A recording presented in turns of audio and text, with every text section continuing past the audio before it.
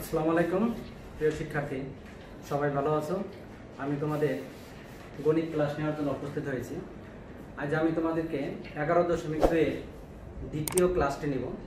এর আগে আমি প্রথম ক্লাসটি নিয়েছি 11.1 থেকে।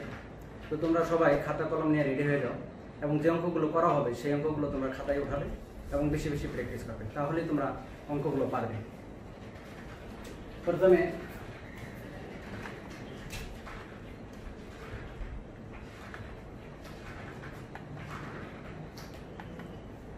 এখানে আমার ফোন নাম্বার এবং ফেসবুক আইডি দেওয়া আছে। যদি তোমাদের কোনো সমস্যা থাকে তাহলে এই আইডিতে আমাকে কমেন্ট করবে, আমি সেই সমস্যাগুলো সমাধান করার জন্য চেষ্টা করব।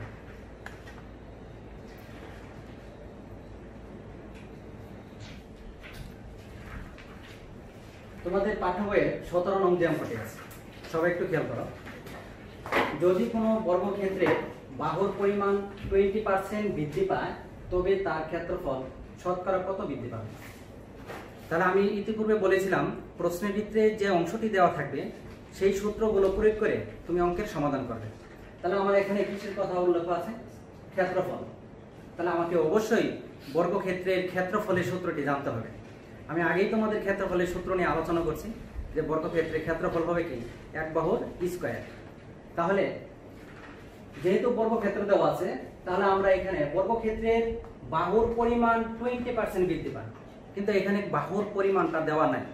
এই কারণে বর্গক্ষেত্রটির প্রতি বাহুর দৈর্ঘ্য x একক, আর এখানে কোনো এককের নামও দেওয়া নাই, মিটার বা সেন্টিমিটার, সেই কারণে আমি এখানে একক ধরেছি।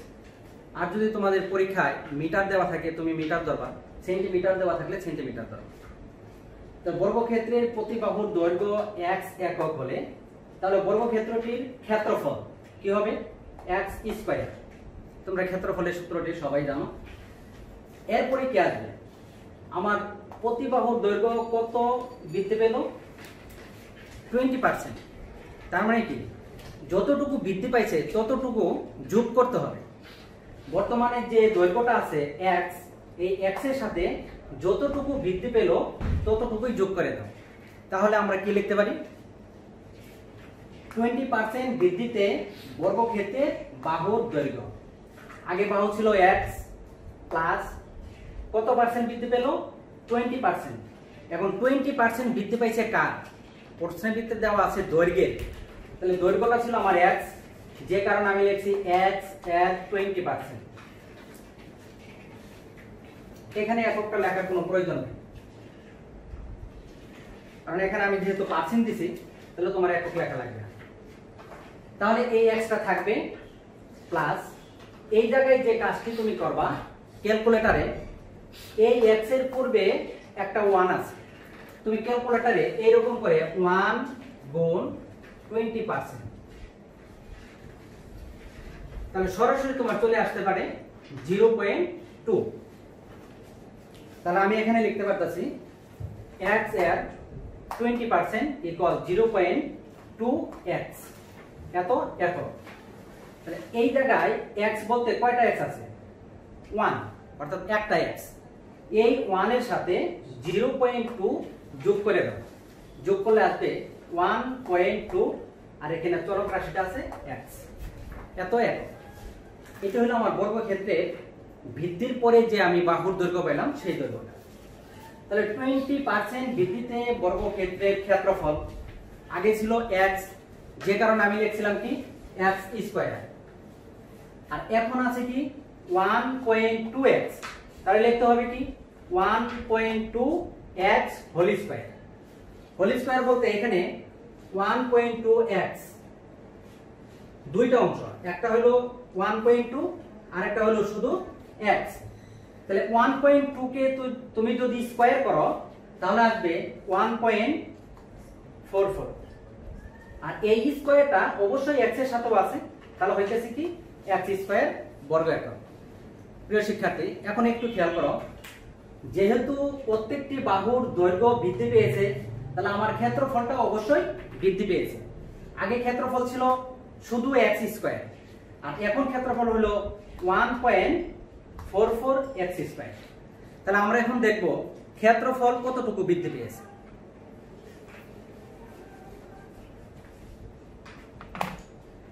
সুতরাং বর্গক্ষেত্রটির ক্ষেত্রফল বৃদ্ধি পেয়েছে। তাহলে 1.44x² মাইনাস ওই যে প্রথম যে ক্ষেত্রফলটা ছিল x²। তাহলে এই x² এর পূর্বে একটা সংখ্যা আছে কত 1। তো অবশ্যই ক্যালকুলেটরে তুমি 1.44 মাইনাস 1 ইকুয়াল কত আসবে 0.44, সাথে কি আছে x²। এই পরিমাণ ক্ষেত্রফল আমার বৃদ্ধি পেল। কিন্তু প্রশ্নের ভিতরে কি বলা আছে তুমি একটু খেয়াল করো, ক্ষেত্রফল শতকরা কত বৃদ্ধি পেয়েছে। তাহলে ক্ষেত্রফল শতকরা কতটুকু বৃদ্ধি পেয়েছে তার একটা সূত্র আছে, আমরা জানি। সূত্রটা হলো এরকম, ক্ষেত্রফলের ভিত্তি, ক্ষেত্রফল বৃদ্ধি বাই পূর্বের ক্ষেত্রফল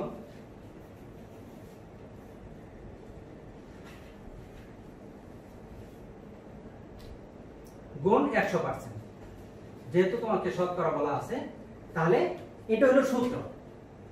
এই সূত্র প্রয়োগ করে তুমি শতকরা ক্ষেত্রফলের বৃদ্ধির পরিমাণটা বের করতে পারবা। তাহলে অবশ্যই তুমি খাতায় এই সূত্রটাকে লিখে মুখস্থ করবা, তারপরে অঙ্কটি সমাধান করবা। তাহলে আমরা দেখি ক্ষেত্রফল শতকরা কতটুকু বৃদ্ধি পেল।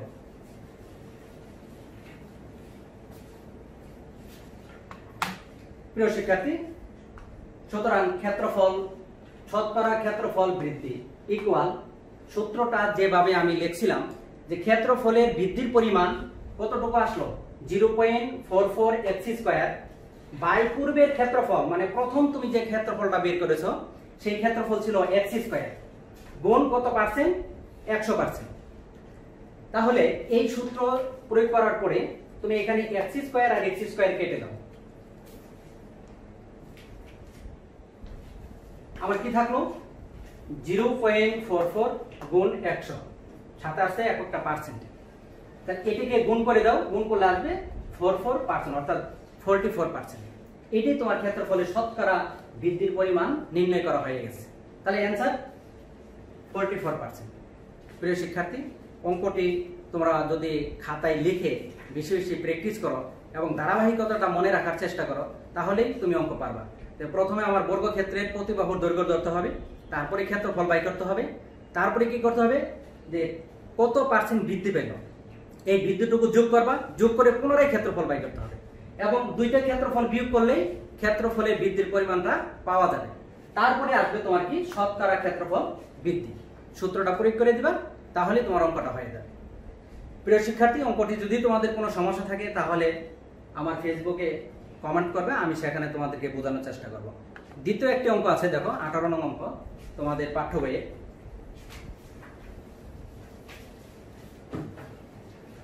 অনেকটাই পূর্বের অঙ্কের মতোই। 17 নং অঙ্কতে ছিল বর্গক্ষেত্র আর 18 নং অঙ্কতে আছে আয়তক্ষেত্র। তাহলে কি অঙ্কটা কঠিন হবে?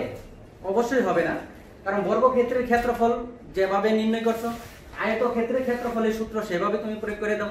তাহলে আয়তক্ষেত্রের ক্ষেত্রফল কি দৈর্ঘ্য গুণ প্রস্থ। তাহলে এইখানে দেখো একটি আয়তক্ষেত্রের দৈর্ঘ্য 10% বৃদ্ধি এবং প্রস্থ 10% হ্রাস পেলে, হ্রাস পাওয়া মানে কমে গেলে আয়তক্ষেত্রের ক্ষেত্রফল শতকরা কত বৃদ্ধি বা হ্রাস পাবে। ক্ষেত্রফলটা হ্রাসও পেতে পারে, বৃদ্ধিও পেতে পারে। সেটা আমরা যখন অঙ্কটি করব তখন বুঝতে পারবো। তাহলে এই জায়গায় আয়তক্ষেত্রের দৈর্ঘ্য এবং প্রস্থ কোনটাই দেওয়া নেই, সেই জন্য আমাকে ধরে নিতে হবে যে মনে করি আয়তক্ষেত্রটির দৈর্ঘ্য x একক এবং আয়তক্ষেত্রটির প্রস্থ y একক। তোমরা জানো আয়তক্ষেত্রের দৈর্ঘ্য এবং প্রস্থ অবশ্যই সমান থাকে না, দৈর্ঘ্য বড় থাকবে, প্রস্থটা ছোট থাকবে। হ্যাঁ, এই দৈর্ঘ্য ধরলাম x, প্রস্থ ধরলাম y, দৈর্ঘ্য হলো x। তাহলে আয়তক্ষেত্রের ক্ষেত্রফল আমরা জানি দৈর্ঘ্য গুণ প্রস্থ। তাহলে দৈর্ঘ্য x গুণ প্রস্থ y গুণ করলে হচ্ছে xy বর্গ একক। প্রিয় শিক্ষার্থী, এটা হলো তোমার আয়তক্ষেত্রটির ক্ষেত্রফল। এরপরে কি বলছে 10% বৃদ্ধি পাইল দৈর্ঘ্য আর 10% হ্রাস পেল প্রস্থ। তাহলে এই দুইটা যখন একটা বাড়াবো আর একটা কমাবো তখন আরো একটি ক্ষেত্রফল পাওয়া যাবে। তাহলে আমরা 10% বৃদ্ধিতে আয়তক্ষেত্রের দৈর্ঘ্য নির্ণয় করব। তাহলে বৃদ্ধি পেলে আমাদের কি করতে হবে, যতটুকু বৃদ্ধি পেল ততটুকু যোগ করতে হবে। কার সাথে যোগ করব, আমার যে আয়তক্ষেত্রের দৈর্ঘ্য ছিল x যোগ কতটুকু বৃদ্ধি পেল 10%। কার 10% বৃদ্ধি পাইছে, দৈর্ঘ্যের অর্থাৎ x এর 10%। এটা তোমার অবশ্যই বুঝে লিখতে হবে যে আমার দৈর্ঘ্যটা ছিল x, যোগ চিহ্নটা কেন দিলাম, কারণ বৃদ্ধি পেয়েছে। হ্যাঁ, x এর 10%, এখানে তোমার একক লেখার কোনো প্রয়োজন নেই, কারণ পার্সেন্ট আছে, এককটা পরের লাইনে দেয় লিখবা। তাহলে 10%। এখন এই x এর পূর্বে আছে 1, এই যে এই x এর পূর্বে আছে 1, তার মানে এখানে কয়টা x, তুমি জানো যে এখানে একটা x আছে। এই 1 গুণ 10% তোমার ক্যালকুলেটরে নিয়ে আসবা, ইকুয়াল আসবে 0.1। প্রিয় শিক্ষার্থী, এটা তুমি ক্যালকুলেটরে মানটা বাইর করবা, সহজ হয়ে যাবে। তুমি যদি অন্য কোনো নিয়মে করতে যাও তাহলে এখানে ভগ্নাংশ নিয়ে আসতে হবে, তখন অঙ্কটা একটু জটিল হবে। তাহলে এই x থাকলো প্লাস এটাকে যদি আমি ক্যালকুলেট করি তাহলে আসবে 0.1x একক, যেহেতু এটা বাহুর দৈর্ঘ্য তাহলে হবে আমার একক। এই x এর পূর্বে আছে 1, এই 1 এর সাথে 0.1 যোগ করে দাও। তাহলে তুমি অবশ্যই জানো ক্যালকুলেটরে যদি 1 এর দশমিকের পরে কোনো সংখ্যা নাই, তারপরে আছে কি 0.1 একটা করে রাখি, যোগ করলে কি হবে 1.1 অর্থাৎ 1.1 সাথে আছে কি চলক রাশি x, এত একক। এটা হলো আমার বৃদ্ধি পাওয়ার পরে আয়তক্ষেত্রটির দৈর্ঘ্য। এখন আসি আমি আয়তক্ষেত্রটির প্রস্থ 10% হ্রাস পেল অর্থাৎ কমে গেল, এই ক্ষেত্রে আমি প্রস্থটা কতটুকু পাবো একটু খেয়াল করি। প্রিয় শিক্ষার্থী, 10% হ্রাসে আয়তক্ষেত্রের প্রস্থ, ওই আগের সূত্রের মতোই প্রস্থ ছিল আমার y, যেহেতু হ্রাস পেয়েছে অর্থাৎ কমে গেছে, তাহলে কি করতে হবে, মাইনাস করতে হবে। তাই মাইনাস কত পার্সেন্ট, 10%। কার 10% হ্রাস পেল, প্রস্থে, প্রস্থটা ছিল আমার y, তাহলে এই y থাকবে, মাইনাসটা থাকবে, আগের মতো এটাকে তুমি ক্যালকুলেট করো। তাহলে y এর পূর্বে একটা সংখ্যা আছে 1 গুণ 10% ইকুয়াল আসবে 0.1। 0.1 এর সাথে লিখতে হবে তোমার y, এত একক। এখন তুমি যোগ করে দাও, এখানে সংখ্যাটা আছে 1 মাইনাস 0.1 অর্থাৎ এটা বিয়োগ করতে হবে, আর বিয়োগের সময় তুমি ক্যালকুলেট করবা, ক্যালকুলেটরে করবা, তারপরেও তোমার এটা জানা দরকার যে কিভাবে আমাদের অ্যানসারটা আসতেছে। আমরা যদি এটা বিয়োগ করে এই শূন্যটাকে ধরতে হবে 10, 10 থেকে যদি 1 বাদ দিয়ে থাকে 9, তারপর দশমিক থাকবে, হাতে থাকবে 1টা আসবে এখানে, তাহলে 1 থেকে 1 মাইনাস থাকবে 0 অর্থাৎ 0.9, তাই আমি লিখছি এখানে 0.9 y একক। প্রিয় শিক্ষার্থী, তাহলে যখন আয়তক্ষেত্রটির দৈর্ঘ্য বৃদ্ধি পেল এবং প্রস্থটা হ্রাস পেল, তখন অবশ্যই নতুন একটা আয়তক্ষেত্র তৈরি হয়েছে। এই নতুন আয়তক্ষেত্রের ক্ষেত্রফল কতটুকু হবে সেটা তুমি নির্ণয় করো, কারণ আমি আগে বলছি ক্ষেত্রফল ব্যতীত অন্য কোনো কিছু এখানে আসবে না। তাহলে দেখা যাক নতুন আয়তক্ষেত্রের ক্ষেত্রফল, তাহলে নতুন আয়তক্ষেত্রের দৈর্ঘ্য গুণ নতুন আয়তক্ষেত্রের প্রস্থ। দৈর্ঘ্য আমি ক্যালকুলেশন করলাম 1.1x গুণ প্রস্থ আমি পেলাম কত 0.9y বর্গ একক। এখন যদি আমরা এই দুইটিকে গুণ করি, ক্যালকুলেটর দিয়ে গুণ করে দাও, আসবে 0.99xy বর্গ একক, কারণ এখানে x এবং y দুইটা অবশ্যই থাকবে। তাহলে পূর্বে ছিল তোমার শুধুমাত্র xy, খেয়াল করে একটু, এই xy মানে কি, কয়টা xy, একটা xy।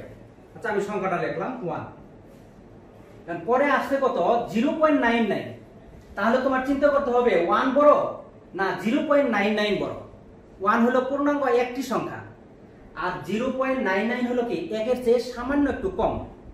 তাহলে যেহেতু ক্ষেত্রফলটা আমার আগের চেয়ে কমে গেছে অর্থাৎ হ্রাস পেয়েছে, ওই যে তোমার প্রশ্নে উল্লেখ ছিল ক্ষেত্রফল কতটুকু বৃদ্ধি বা হ্রাস পাবে, ওইখানে কিন্তু নির্দিষ্ট করে বলা নাই যে হ্রাস পেয়েছে না বৃদ্ধি পেয়েছে। তাহলে আমরা এখানে অঙ্কটা করার পরে বুঝতে পারলাম ক্ষেত্রফল হ্রাস পেয়েছে।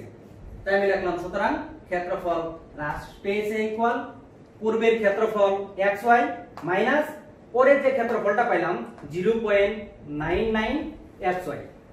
তাহলে তুমি এটা বিয়োগ করে দাও, বিয়োগ করলে আসবে কত 0.01 xy। এটা কিভাবে আসলো? আগের মতোই তুমি বিয়োগ করো। প্রথম এইখানে সংখ্যাটা আছে কত? অবশ্যই 1 আছে, একটা xy, তাহলে তোমার 1 ধরতে হবে। 1 এর পরে কোনো সংখ্যা নাই, দশমিক দিয়ে 0 0 দাও। পরে আছে 0.99। এখন তুমি এটা সাধারণ নিয়ম অনুযায়ী বিয়োগ করো। 0 কে ধরো 10, 10 থেকে 9 বাদ দিলে থাকে 1, হাতে থাকে কত 1। ওই 1 এসে যোগ হবে এই 9 এর সাথে, 9 আর 1 10, তাহলে এই 10 10 বাদ যাবে, থাকবে কত 0। দশমিক দাও। যখন এই শূন্যটাকে আমি 10 কল্পনা করছি তখন হাতের 1, ওই 1 আসবে এখানে, তাহলে 1 1 বাদ দিলে 0। তাহলে অ্যানসার আসলো কত 0.01। এই লেখছি 0.01, সাথে থাকবে কি xy বর্গায়ত। এই ক্ষেত্রফলটুকু আমার বৃদ্ধি পেয়েছে, বা শতকরা কতটুকু বৃদ্ধি পেয়েছে? তোমার প্রশ্নে উল্লেখ আছে যে ক্ষেত্রফল শতকরা কত বৃদ্ধি পাবে। তাহলে 17 নং অঙ্ক করার সময় যে সূত্রটা তোমাকে বললাম সেই সূত্রটা তোমার এখানে প্রয়োগ করে দাও। যে এখানে যেহেতু হ্রাস পেয়েছে, তাহলে আমার লিখতে হবে ক্ষেত্রফল হ্রাসের পরিমাণ বাই পূর্বের ক্ষেত্রফল গুণ 100%। তা দেখা যাক সূত্রটা ঠিক আছে কিনা। প্রিয় শিক্ষার্থী, এখানে ক্ষেত্রফল শতকরা হ্রাস পেয়েছে, যেহেতু তোমার সূত্রটা এর আগে 17 নং অঙ্ক করার সময় বৃদ্ধি পেয়েছে লিখছিলাম, আর এইখানে ক্ষেত্রফল কি পেল? হ্রাস পেল। তাহলে সূত্রটা হবে কি ক্ষেত্রফল হ্রাসের পরিমাণ বাই পূর্বের ক্ষেত্রফল গুণ 100%। তাহলে ক্ষেত্রফল হ্রাস পেল কতটুকু? সর্বশেষে তুমি যেটা পাইলা 0.101 xy বাই পূর্বের ক্ষেত্রফল, মানে প্রথম যে ক্ষেত্রফলটা পেয়েছো xy গুণ 100%। এইখানে এই xy এই xy কেটে দাও। এখন তুমি কি করবা 0.01 কে এই 100 দ্বারা গুণ করে দাও, গুণ করলে আসবে 1%। তাহলে তোমার ক্ষেত্রফল শতকরা কতটুকু হ্রাস পেল? 1% হ্রাস পেল। এটি তোমার অ্যানসার, যে আয়তক্ষেত্রটির ক্ষেত্রফল শতকরা 1% হ্রাস পেয়েছে। প্রিয় শিক্ষার্থী, তোমরা বাসায় এই অঙ্কগুলো বেশি বেশি প্র্যাকটিস করবা এবং এই নিয়মের যে অঙ্কগুলো আছে সেইগুলো তোমরা করার চেষ্টা করবা। আর অঙ্ক এমনই একটা জিনিস, তুমি যদি প্র্যাকটিস করো তাহলে অঙ্ক পারবা, আর সহজ যদি মনে করো তাহলে তোমার কাছে অঙ্কগুলো সহজ হয়ে যাবে। আমি তোমাদেরকে এই অঙ্ক দুইটির উপর নির্ভর করে একটি বাড়ির কাজ দিচ্ছি, যেটা হলো তোমার উদাহরণ 14। এখানে অঙ্কটা তোমরা বাসায় করবা এবং আমি যে নিয়মে করালাম সেই নিয়মটা করার চেষ্টা করবা। অন্য নিয়মেও হবে অঙ্ক, কিন্তু তোমরা প্রত্যেকটা অঙ্ক একটা নিয়ম অনুযায়ী যদি করো তাহলে তুমি অঙ্কগুলো সহজেই বুঝতে পারবা। আর বিভিন্ন অঙ্ক বিভিন্ন নিয়মে করলে তোমার মাথায় থাকবে না। যদি কোনো বর্গক্ষেত্রের বাহুর পরিমাণ 10% বৃদ্ধি পায় তবে তার ক্ষেত্রফল শতকরা কত বৃদ্ধি পাবে। তার মানে এর আগে আমি যে অঙ্কটা করেছিলাম সেটা ছিল 20% বৃদ্ধি, আর এই অঙ্কটা হলো 10% বৃদ্ধি। তাহলে 17 নং অঙ্কের অনুরূপ এই অঙ্কটা তোমরা বাসায় বেশি বেশি করার চেষ্টা করবা। প্রিয় শিক্ষার্থী, তোমাদের এই পর্যন্ত আজকে আমার ক্লাস। তোমরা ভালো থাকো, সুস্থ থাকো। সবাইকে ধন্যবাদ জানিয়ে আজকের ক্লাস এখানেই শেষ করছি। আল্লাহ হাফেজ।